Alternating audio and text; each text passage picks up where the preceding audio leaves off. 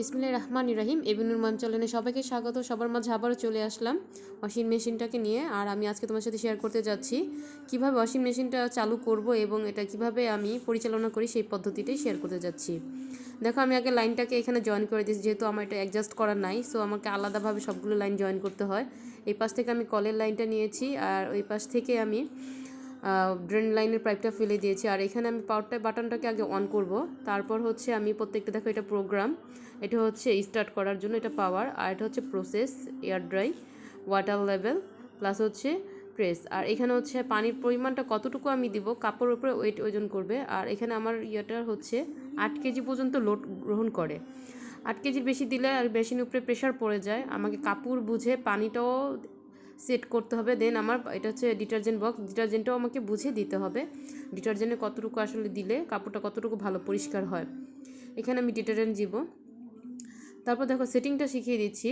আর এখানে দেখো সেটিং একটা প্রসেস, আর হচ্ছে প্রোগ্রাম। আমি আগে প্রোগ্রামে গেলাম, এখানে এক একটা আছে, মিনিট আছে 55, 52, 21, 22, 30, 33 এরকম। আমার যেটা দরকার এখানে প্রত্যেকটা কাজ লেখা আছে। দেখো একটা ওয়াশ, রেইন, আর্ট হচ্ছে স্পেন, ধোয়া, আরেকটা হচ্ছে মনে করো পানি ঝরানো, আরেকটা হচ্ছে শুকিয়ে দেওয়া, 3টা প্রসেস। আর এখানে ওয়াটার লেভেলে যাওয়ার পরে আমি কতটুকু পানিতে কতটুকু কাপড় মানে পানিতে দিব পরিমাণ মতো। আমি সবসময় পানিটা সেট করি মিডিল লেভেলে, এই লেভেলটাই সেট করে নিই। এই তো দেখো, আমি ক্লিক করার পর এই মাঝামাঝি একটা লেভেল নেই, কারণ আমি মিডিয়াম লেভেলে কাপড়টা ধুই। বেশি পরিমাণ কাপড় হয়ে গেলে এটা কিন্তু নষ্ট হয়ে যাওয়ার সম্ভাবনাটা বেশিই থাকে। সো ওয়েট আর কাপড়টা পানিটা বুঝেই ইউজ করতে হবে। তারপর দেখো আমি প্রসেস আর প্রোগ্রাম, তারপর আমার সব সেটিং হয়ে গেলে আমি স্টার্টে ক্লিক করার পরে আমার মেশিনটা চালু হয়ে যাবে। আর আমি মেশিনের একটা ভিডিও দেখিয়েছি আগে, যদি কোনো কোয়েশ্চেন থাকে অবশ্যই আমাকে কমেন্টসে জানাতে পারো। তারপরে দেখো আমি প্রসেসে আসছি, এয়ার ড্রাই, ওয়াটার লেভেল বাদ আমি সরাসরি যেভাবে সেট করি। এই প্রসেসে যাওয়ার পর আমি আমার টাইমটা ইয়াতে সেট করে রাখি, যেটা হচ্ছে 20, ওই দেখো 30 আছে, 33 আমি দিব এখন মনে করো। তারপরে 27, তারপর হচ্ছে স্পেন। দেখো স্পেন হচ্ছে শুধু কাপড়টাকে তোমাকে শুকিয়ে দিবে, তারপর স্টার্ট করে দিলে এটা চালু হয়ে যায়। তো আমি কিছু কাপড় তোমাকে শুকিয়ে বা এইভাবে একটু করে দেখাচ্ছি।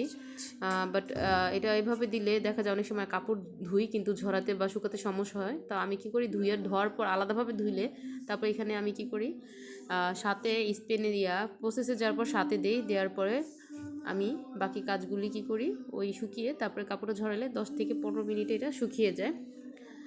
আসলে খুব ভালো একটা সিস্টেম, অনেকে হচ্ছে হাত ধোয়া বা বোয়ার একটা ঝামেলা লাগে না, খুব সহজে এটা ধোয়া যায়। যাই হোক, ভিডিওটা যদি ভালো লাগে অবশ্যই একটা লাইক, কমেন্ট, শেয়ার, সাবস্ক্রাইব করতে ভুলবে না। আর যদি কোয়েশ্চেন থাকে অবশ্যই জানাবে। সেই পর্যন্ত ভালো থাকে ইনশাল্লাহ। আসসালামু আলাইকুম।